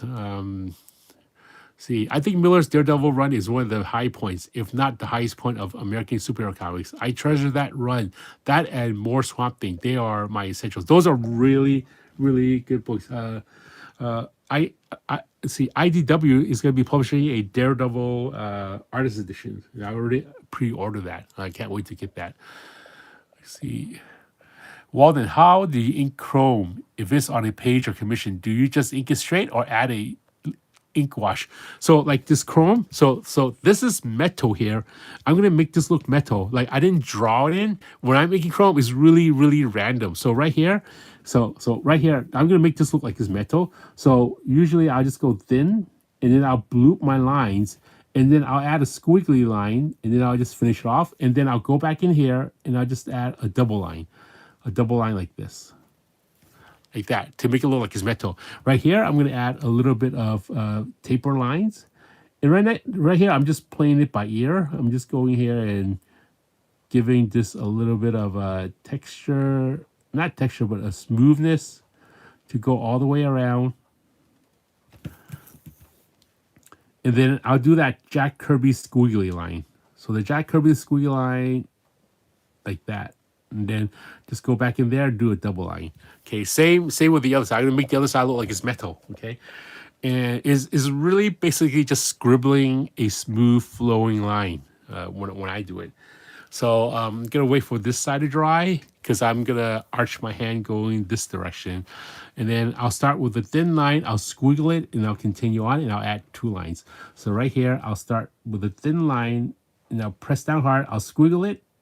You see how I squiggled too fast? Some of the lines just started breaking up. So I'm just going to go back and re-ink that line a little bit more slower. And then we continue that line. And then now I'm going to do a double line. And a double line over here. And then I'm going to go over here and add this line. And then some artists, they'll use like a whiteout thing. Actually, instead of whiteout, I'm just going to paint that little circle right here to make it look like it's a reflection. I'm going to make that look a little bit smoother. And then I'm going to add a little bit more here. And then I'm going to taper on this side. It's really random when I'm doing it. So I know that when artists, they're painting metal, like for example, like Colossus or metal, that metal Superman or whoever, the metal parts is really just wiggly lines. So I'm going to go here, going to add a wiggly line here. And then just add a double line, like how Bob Layton does it. Double line. And then the same with here, like this. And everything's really random. I'm gonna go in here, add some shadows underneath this arm. Okay, add some shadows here. And then I'm gonna add some taper lines over here because these are like the folded areas. So I'll just add some of that. Actually, let me go back to answering some of your questions. Let's see. Let's see. Which artist, past or present, would you like to work with that you haven't had a chance to work with? Michael wrote, which artist, past or present, would you like to work with that you haven't? I would love to work with either Andy Kubert or Adam Kubert. I love to work a lot. Even as a when I first started working in comics, like I like to work a lot. Also, I worked with Chris Bacalo, so I was lucky to have worked with him. I would say not Neil Adams. Why would I say Neil Adams? Of course, not Neil Adams. He's not around anymore. I would love to work with Adam Kubert or Andy Kubert. Either one of those Kuberts. Squiggly line. Yeah, but I think Sandra Hope does a really great job inking over Adam Kubert. I don't know what Andy. Andy, I think he does more like school work. He runs a school at Kubert School, so maybe he's busy doing that. I don't see much of his work, but usually any type of work they do, I'll usually try to buy the work just to look at, see what they're doing. Okay, add some hatch lines here. Okay, let me see if there's any other questions.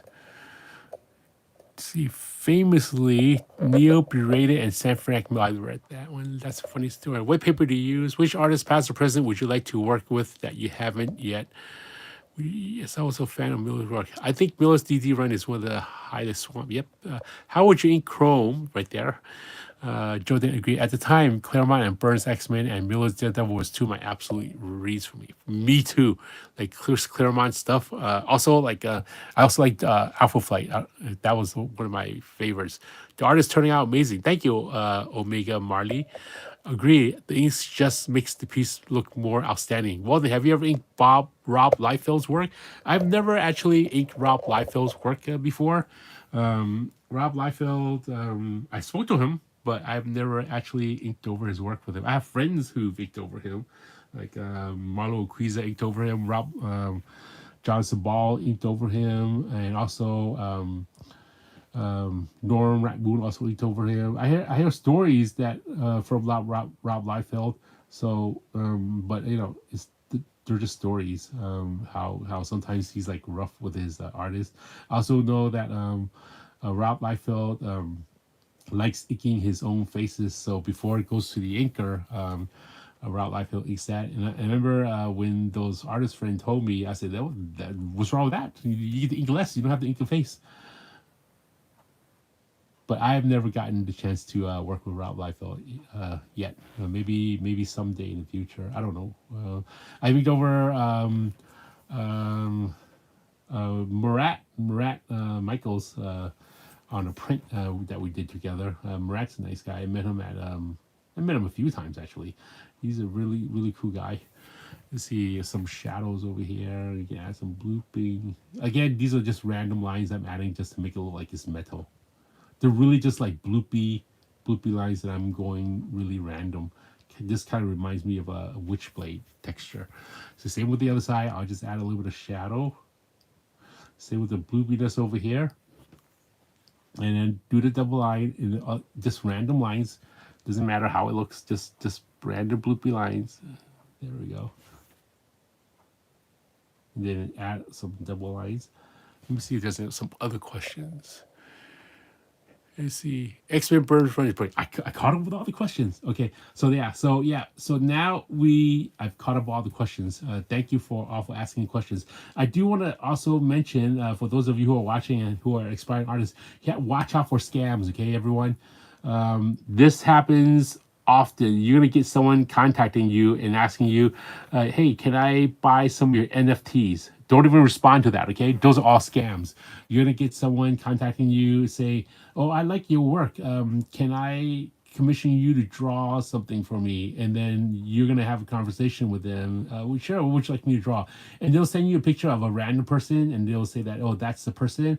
Can I send you like $500? And they're offering you the dollar amount that they want to commission you, and you'll say yes. And then the next step they'll ask is, can I have your PayPal? And then can I also have your name? And that is your red flag. If any of you ever get any of those like those messages, delete it right away. Now, I've happened to me a few times, but I never fell into to it, because like they're messaging me and they say, I'll pay you, and then I'll give them my PayPal number, and then right after I give them my PayPal, they'll ask me for my name, and then that's a red flag. And I'm thinking, why would you ask me what my name is? My Instagram or my social media has my name, and now you're asking me what my name is, and then you're asking me to draw you a dog. Like, okay, I guess that some people do ask me to draw me a dog. I've drawn a dog before for a commission. So what happened is they'll send you a fake email that looks like it's coming from PayPal, and then the reason they ask you for your name is because they'll type your name on the message, thinking to make you think that they actually, to make it look like that email that they're sending you, this fake email, is from PayPal. So what that email does is it'll try to ask you to log in and send credentials. Don't send those in. Okay, those are fake. Okay, so don't trust any of those NFT emails. Don't trust any emails where they're asking you to do a commission, and then they ask you what your name is. They should know your name, because your name, actually, name's not even that important. As long as they're able to pay you, why would they even need your name at all? So always watch out for that. When you do commissions and it's someone that you've never worked with before, try to take at least a payment up front first. Okay, most of the time when I'm doing conventions, especially at a comic book convention, I'll take payment up front first, and then they can come back and pick it up, and I can have it back for them. What you don't want to do is do a commission, and all of a sudden that person doesn't come and pay back. Or if someone contacts you and asks you to do like a commission piece, and you're doing a good job, all of a sudden they disappear, and you just wasted all your time doing that. You can either take up half payment up front or take up full payment, and usually people who commission you, they're usually okay with it. Those that doesn't want to pay you, watch out for it. Yeah, so when you do commissions, those are the few things that you need to watch out for. Make sure you don't get scammed. Make sure you take payment up front. If you work with someone for a long time and you trust them, then you don't have to take payment up front. But for the new people or a new publisher, not even just commission, but a new publisher or a new client, I would still ask for payment up front. Okay, if you're kind of iffy, you can always ask payment half and half. I think I'm done with the commission right here. Let me see if there's any other questions to answer. Let's see. How's it going? Hey, Neil Valentine. How's it going? It's good to see you here towards the end of my stream. It's good to see you. Now, this is my commission. Earlier in this video, you guys can go back and look. This is my pencil piece. This piece is inked. I just inked this, and it took me like maybe 111 minutes, almost 2 hours. So this one's complete. Thank you all for joining me on my my live stream. I hope you guys learned some of the commission tactics and what to watch out for. I'm gonna sign my name right over here. Right here. I'm gonna zoom in so you guys can see. There we go. And again, yeah, don't worry, it's okay. Playing Final Fantasy. Thank you, Hart. Okay, so all of you, please hit the like button. Thank you for watching. Until next time, please like, share, subscribe if you haven't done so already. And I hope you enjoy this video. And then look for, like, in a couple of days or maybe tomorrow or tonight, I'm going to be uploading another video where I was at Powerhouse Comic Con. That's a fun convention. I was walking around and met a lot of people. Hey, Snowball, good to see you. Thank you, Romley Ticklin. Thank you for joining me. So I'll see you guys next time. Actually, one more look at this artwork. Okay, I'm going to zoom in. Here it is. I'm going to stop the camera. This character's from League of Legends. Again, I don't know the name of the character. Here it is. Thank you, Omega Marley. I appreciate that. Okay, so metal stuff here, and then here's this. Okay, thanks again, guys. See you on the next stream. Bye, everyone.